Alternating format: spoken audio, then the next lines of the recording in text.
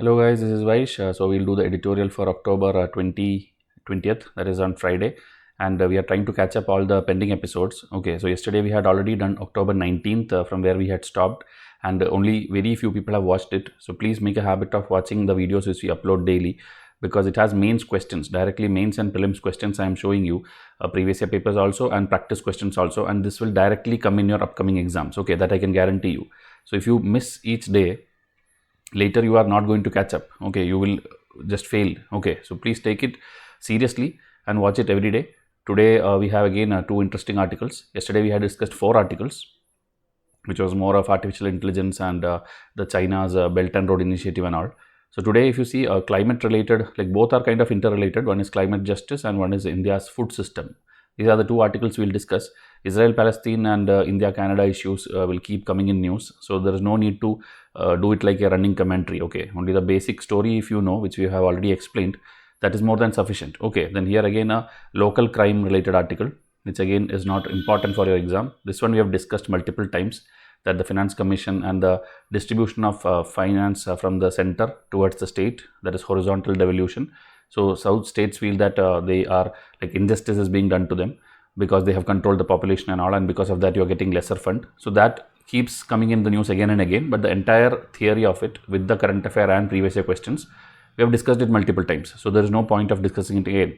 And here pictures will come on Friday, a picture of the day. So here the Theyyam, okay, it's a part of Kerala, North Kerala, Malabar states, you can tell, Kannur, Kasargod and all. There this kind of Theyyam, if you want to see more zoomed in picture, it will look something like this. So it's part of the religious culture where different temples will have it, or maybe a temple itself won't be there, but one person will be there. There are different forms. Okay, it's not like one. This particular one is something Velya Valappil Chamundi Theyyam. Okay, and it is in Kasargod district of Kerala, which is the northernmost district of Kerala, and as starting of the paddy farming season and all, these kind of performances happen across the country. We have many of these. In Kerala it is called Theyyam. So in case UPSC ask, because this Theyyam word keeps coming in the news, you should know that to match the following, it should be Kerala. Okay, and the month, Malayalam month in their calendar, Kerala calendar, it is in mid-October to mid-November that these kind of things are performed annually. Okay, at least this Theyyam. So now test series again, the 2024 batch we have closed, because I believe the most serious aspirants have already joined. So this I don't think I'll be taking in more students. Okay, prelims plus mains package it was, but maybe you are not giving this attempt, or maybe you don't want to give through Vysh IAS, so it's totally fine. 2025, the timetable which is starting now, that you can still enroll, and it has 9-month installment plan also. So come and contact in the WhatsApp number, you can join that. Already the courses have been explained in detail. So these video links also I'll give you when you come and ask in WhatsApp. So you'll understand the course first, choose your pack, come and tell me in WhatsApp, then I will give you the payment details, after which you can start studying as per the timetable. Okay, and there are current affair packs also, like 12 months, 24 months, 36 months and 60 months of current affair, that is the 5 months of current affair. So this also you can do. Just give me a minute. So this 5 months of current affair, okay, this if you do, it will be helping for not only UPSC, all the other exams where current affairs are important, it will be helping. Okay, so now we will start with today's first article, that is this word you would have often heard, common but differentiated responsibilities, or you can tell CBDR. Okay, right from Kyoto Protocol, or even before that in the 1992 when we had the Rio summit, okay, the very first kind of summit of environment. So from that time the CBDR you would have heard, that is like we understand that the problem is common. Okay, the climate problem is common to the world, but the responsibility to solve it, it should be different. Okay, it's not like India put $100 billion and USA also put $100 billion, because we, like India, China and all, recently only in the last 30-40 years or 50 years, we have been contributing to coal emissions and industrial revolution and many like fossil fuel burning, which is leading to climate change. But USA, UK and other Western countries, Russia, these people all have been like hundreds of years, they are like since independent, and they have been doing the industrial revolution and production of fossil fuels, coal burning. So they should actually put in more fund compared to us, which we are, when we are trying to get developed. Okay, they have already become developed and they have done all their share of burning coal, so they should be having more responsibility. So that concept is called CBDR, and India always tells this thing whenever any climate related summit comes. So that same thing little bit more elaborately these people are discussing with fact and data. So G20 summit, it happened September 9-10, and the countries agreed in tripling the renewable energy capacity and voluntary doubling of the rate of energy efficiency improvement by 2030. So this is all you can use because it's a summit which happened in India also. In the exam you can use. But again, the main root cause, that is phasing out of fossil fuel, this we have never found any consensus. We are telling like renewable energy will increase, hydro will increase, but the reducing of fossil fuel, meaning the coal burning is still happening. So that reduction thing we are not making any proper agreement. Okay, we are only telling that we will increase this green thing, but this is still staying there. So that related we are not getting any consensus. So energy transition, two ideals are there. That is, first, internalizing the cost. Okay, meaning the money which is required, that can be a social cost also, environmental cost also. So that thing is the one ideal, one point. Another is the compensation, meaning some people are already harmed by this. Okay, this first cost is to do this thing, okay, control or do any measures in future. But the thing which has already happened, the harm which has already happened, for that compensation fund is also required. So this is the two things which you have to take care when you are transitioning towards this green energy and all. So now we will see that those who contribute to climate change are not the ones who are actually getting affected. Okay, you will see like even if heavy rains happen, urban area may be getting affected, but it's always the rural people or people living on the footpath, living on the streets and all, they are the ones who suffer more. Okay, even though the urban people might have contributed more to any reason for any disaster to happen. So that way, always in the world, any issue you take, geographical thing, the one who contribute or the cause, they are not the one who are actually suffering. So this is called carbon injustice. So that we have to justify, and the richer countries, they have to, as I told, contribute more, and then only we can, like at the international level, bring down some drastic change.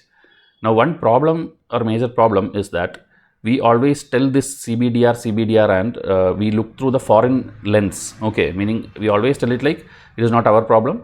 The world, USA, UK, everybody did. It's actually true, but still we keep on telling that. And I told you, we stress on CBDR. So when we do this, we are actually putting the headache on them. Okay, because we are telling we have to do our development, we have to do our emissions. Even now we have a lot of plans, we have already been developed. So you are actually, the developing countries, so actually are not solving the issue, and your priority also goes down, because you will think like anyway they have to do a lot of things, then slowly we will also catch up. So that has to go away. That's what the author is telling. CBDR is fine, but now if you keep playing that game, the world will suffer. Okay, because it's already late. We have already been emitting a lot of things, emissions. So now the climate change and all these things, as I told, affects the poor, and the climate induced problems and droughts have compounded the agrarian crisis, the agriculture crisis, and also our other related economic activities. So there has been, variation in rainfall is there, temperature, extreme climate, all these affect the agriculture productivity. The ocean ecosystem is also temperature rising or melting of icebergs, many things are happening. So the fishing is also getting affected. So these are allied sectors of agriculture. So now, as I told, environmental and the social, economic, everything has to be simultaneously done by all the countries, everyone together. Because if we keep telling that other game, then India is actually falling into that trap, and then we are actually doing lesser things than needed to solve the problem of climate change. So now, to address this, the basically 2 points is always there. One is public action, meaning the government, how much ever policies you do, like suppose we did like Swachh Bharat and still people throw waste on the ground, then Swachh Bharat will never become successful. Like that, any scheme, United Nations come together, countries come together, India sign diplomatic signature and all. If people don't take action, you will not solve it. Okay, then is the state capacity. The same thing, the government, how they implement it, how much fund they allocate, how much campaigning they do, that the awareness among the people is generated. So both has to go hand in hand. Only then this complete impact on the society, which is now significantly higher, you can try to control. Okay. So now we need a more sustainable and just future. Okay, just means a justifiable, justice oriented future.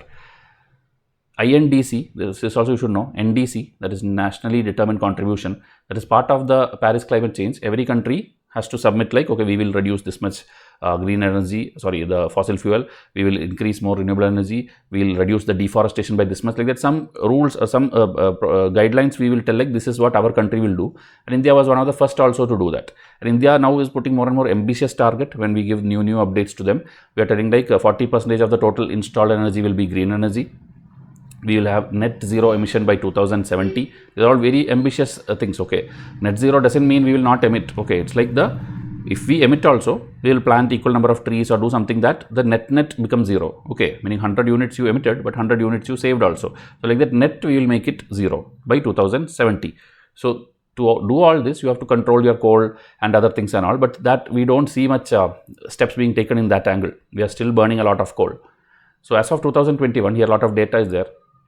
Coal was the major contributor to the total energy in India. That we know electricity is generated from coal majorly. It's accounting for 56.1%, and second is crude oil. Okay, so crude oil is 33.1%. Now sector wise, if you take, industrial sector was the largest consumer of energy. That is nearly half is consumed by industry. And then we have transport, okay, like our vehicles. We keep telling that vehicles are the ones causing more pollution, but it is more industry. Okay. Then residential areas are there. Agriculture is only 3%. This is how this is not an exam you can use who is contributing to the consumption of energy. But now some people now seeing this will think like, okay, now let's shut down all the industry. That is not the solution. Okay, so because we are in a phase where manufacturing, we are like Make in India and all these things we are doing. So we cannot shut down industries and such things. Okay, because China and all, if you know, many years they have been doing this, everything like manufacturing sector. We like from agriculture, we directly jump to services sector. In between there is a manufacturing which we never explored, or our previous governments never took it seriously. But now because of this Atmanirbhar Bharat and self-reliance and this kind of Make in India kind of things, we are doing a lot there, and so we cannot shut down industries. And there are many regions also which heavily rely on this coal and all. There are many states like in India, if you see the Orissa side, Jharkhand side and all these places where the NALCO building is there, or the NTPC, many power related things are there, and many people are employed there, many people depend on that. So you cannot simply shut down all these things. Okay, even though we need to reduce coal, we cannot shut down. So this will lead to pollution, poverty, low employment reduction, many things will happen. So now to transition to renewables, it requires a deliberate focus on protecting livelihood, offering alternate job, meaning if you shut down something, where will they go and work? So obviously you need to upskill them to learn the skilling of renewable energy and such things. Then ensuring that the vulnerable communities are not adversely impacted. Okay, meaning overall the compensation angle which I told. Paris Agreement, we told again, the transition when it happens, that is already written. The workforce, creation of decent workforce, quality of jobs per nationally defined development priority. These are all that time itself we have written. But are we doing actually anything? That is the question. So the jobs generator also differs, because one thing is the geographically the things differ. If you, as I told, the coal, which is the cheapest source of energy, where it is located, eastern and central India, and that is mostly, if you can tell, little bit backward states in terms of economy compared to other states. The richer states are which one? You can take Gujarat, you can take Tamil Nadu, you can take Kerala. These states and all which are richer, that is where more of the solar productions or technologies are there, meaning the wealthy southern and western India. So that difference is also there. It's not uniform now. So when doing anything, you should consider all these things. So many another thing is public sector versus private sector. Most of the fossil fuel firms, the coal related or any aluminum related, everything is in the public sector. Okay, and they are creating a lot of jobs for the Dalits and lower caste people and all. So now again, that also, as I told, if you shut down, so when you write your answer, you should write in all these aspects: public versus private sector, the rich state versus poor state, the geography of eastern India and western India, or backwardness and the forward state. Then what did we do in the Paris climate? Every point, if you write it separately, examiner will know that you have a very deep understanding of it. Rather than simply writing jobs will be lost, it's not enough. You have to write that with the region and the people standards also, with the people levels, okay, of skills. So India's energy transition strategy must pay attention to this regional inequality, transfer the fund to states dependent on the coal, carve out state-specific programs for reskilling development and local rehabilitation needs. These are like very crisp points which you can again use. Now the Green Deal, which we are talking about now, transitioning to green, should also be a federal deal. This is another point, meaning the subnational governments, that is the state level and local level, also should be involved. Not like center take all the decisions and then throw it on the states, because then it will again not work. Because there are many states also who individually are doing a lot of things. In Kerala, there are a lot of green missions are there. The Cochin airport is the fully solar powered airport in India. That was asked in the 2023 prelims now. So like that, there are certain states doing a very good thing. In Orissa also there are certain things happening. So this and all you should consider, and depending on the state, you should make the schemes work in a different way, not like one scheme which applies to all. So priorities of each state should be considered, because everybody's goal is same only, climate change you have to fight, but the priorities can differ. So states are vital. You have to involve them in the implementation of policies, climate adaptation, disaster management programs, and often we see that center and states are fighting most of the, because of the party differences and all, but that and all should be solved, and this fiscal federalism and the overall federal structure, that is the center state relation, should be taken care while implementing any of these schemes. So as I told, it's more of a story kind of article than lot of bullet point kind of article. Okay, but that and all, if you now, because you heard in the exam hall, this all will come back to your mind and your answer will look better, okay, if you practice more. Now the Indian food system is again part of that only. When your climate change is affected, as I told, agriculture is affected, your food intake and all these things are affected, and you will get non-communicable kind of diseases. So World Food Day was there, October 16th, and in that context only we are telling this, because India has the highest population. That means what? India is the one who is feeding the highest people in the world. So that obviously means we are the ones who will better understand the value of food and the importance of food. There are various reports like Global Hunger Report and all, but it is a very fake kind of report. Our government has already argued that, because the countries who can't afford even a piece of bread, like Pakistan or Sri Lanka during their crisis, their rank was better than India, who has like been giving free food during the complete COVID time for 3 years and full government sponsored, and still we didn't have an issue of food related crisis. And then our rank is lower than Pakistan and Myanmar or Israel or Palestine or anyone who is fighting or maybe struggling for food now. Their ranks are better. Obviously it is a very biased report. So please don't believe such reports, but you should always note down that we have also a problem. Okay, and our problem is mainly because of our huge population. Okay. When others have to feed just maybe 1 crore people, we have to feed 140 crore people. So obviously the problems will be there, and we are yet not in the developed phase yet. So now nutritional security is the ultimate aim. I mean, it's not like only getting food, it should be nutritional food also. So we have a lot of schemes also which we have discussed multiple times. So our ecosystem, if we protect, it will obviously reflect in better agriculture, better food, and then better nutrition also. So agriculture's input is what? Soil, water, climate conditions. So we have to repair that first, so that your food also becomes okay. Now we have double burden of malnutrition. Double burden means we have one issue which we have deficiency of nutrition also, meaning we have this stunting issue and all, where the child's height will not be as needed as per his age. Okay, you will see some people are the height is not increasing because the proper nutrition did not go. That is stunting. And if you have height is okay, but your weight is not increasing, you are like very skinny kind of thing, that is called wasting, stunting and wasting. And then we have the other disease related also, malnutrition, and then anemia. The anemic condition is there. 57% of women and 25% of men are anemic. 35% children are stunted. These are all data of National Family Health Survey 2019-21. This is all you should use in your exam. That's why I've given in bullet points.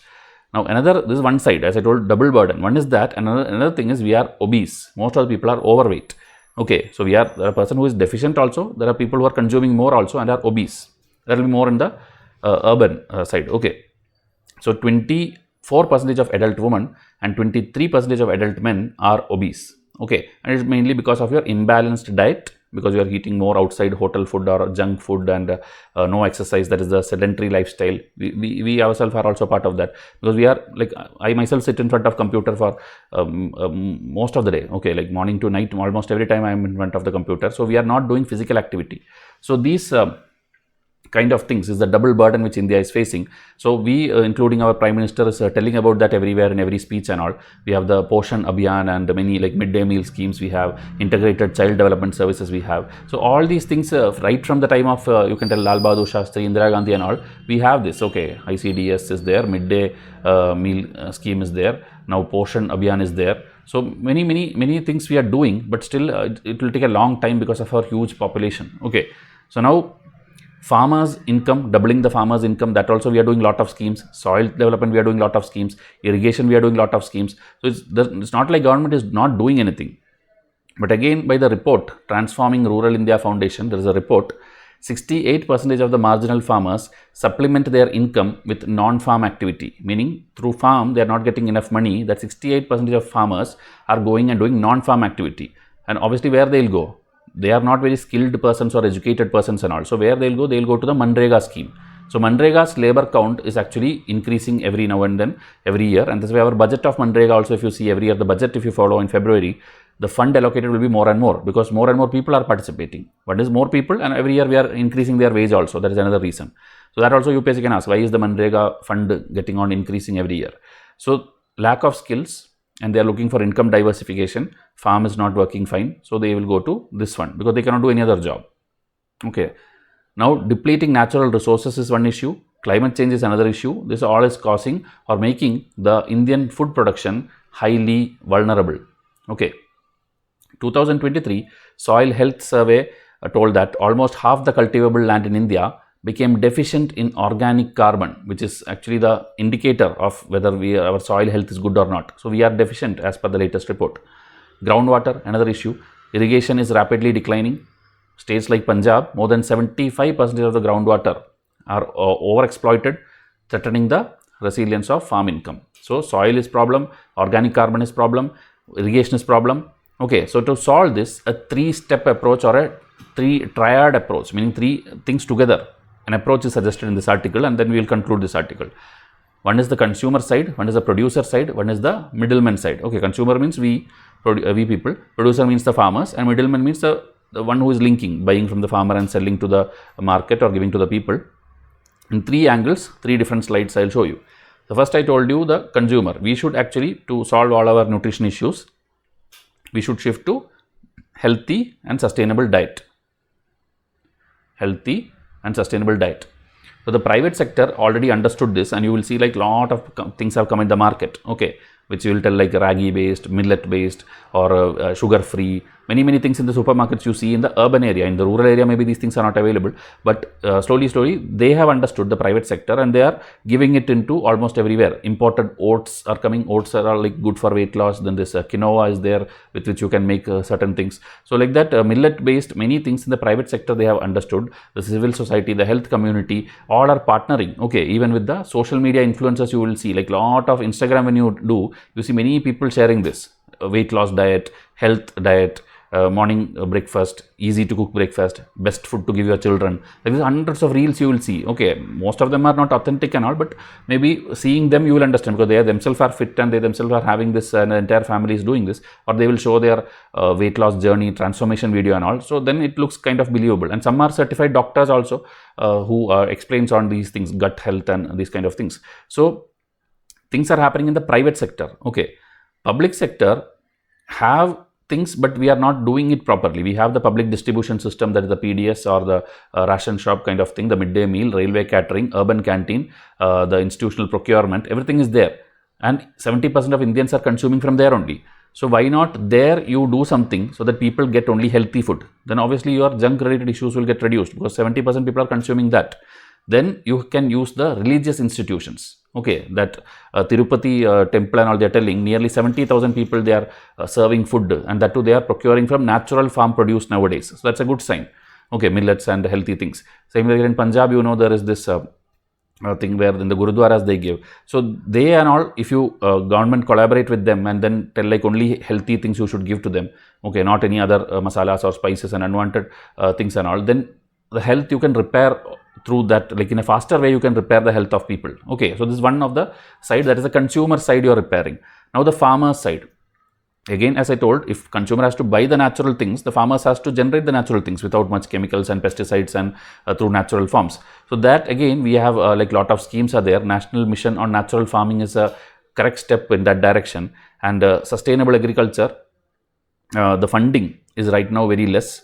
The full agriculture budget, whatever is there, in that 1% already is put into this sustainable agriculture. So that has to be broadened, that has to be scaled up. The various ecological practice has to be done. Okay, along with this thing you should again do, maybe agroforestry should be done. Then conservation agriculture, precision farming, many things are there. There's all UPSC in prelims, different things they've asked already. So this, the farmers, instead of giving them unwanted subsidies, okay, because with subsidies then they buy more fertilizers and many things and all, instead direct cash support or direct technology should be given to them so that they do the things correct way, okay, properly the inputs will be used and the subsidies will not go in waste. So that has to be done. And from the government side again, the research should be again increased. More and more farming related technology should be invented. They should again reach out to the farmers and understand their problem, the soil related, many things we are doing already, but everything has to be scaled up in the farmer's perspective.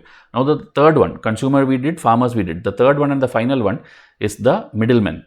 So middlemen, already there are agri-tech enterprises like this Dehat and Ninja Cart and all who will enable the farmer to get in contact with the buyers. So that is there.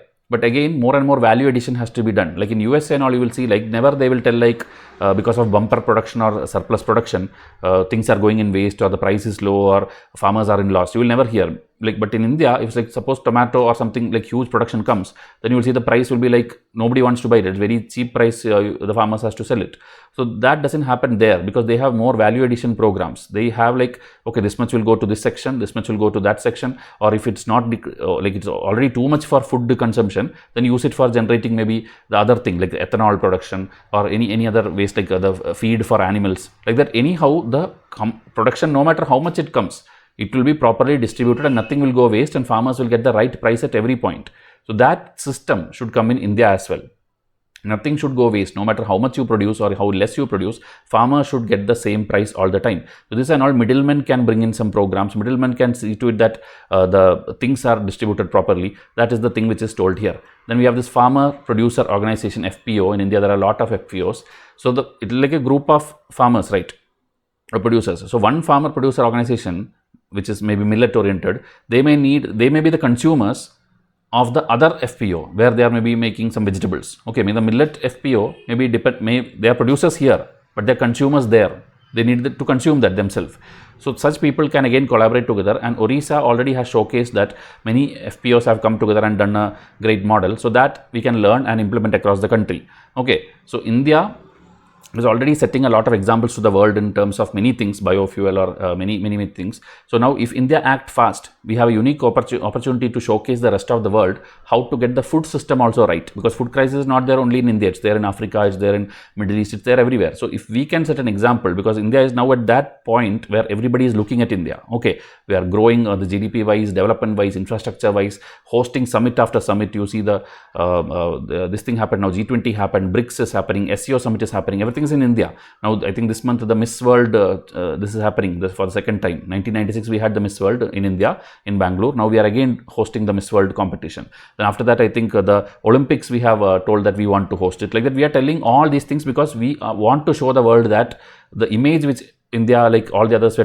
telling, like we are poor, we are poverty, we don't have even houses. That image you have to show to the world that we can even host $1 billion event. Okay, that is what we are doing, and this is the right time where in the food system also we should bring some change. Okay. This is the 2 articles for today. For test series, please come and contact me in this number, because as I told, we have closed most of the enrollments, but still there will be some people who asked us and then missed out to pay, or maybe installment they did not know about. Such people can immediately contact us. Else anyway, there are unlimited free lectures in our channel that also will help you study for this UPSC. So contact me here, and Instagram also please follow. A lot of posts and quizzes and all I am doing there also. So come and be in touch with me. I'll wind up this video. Thank you and have a nice day.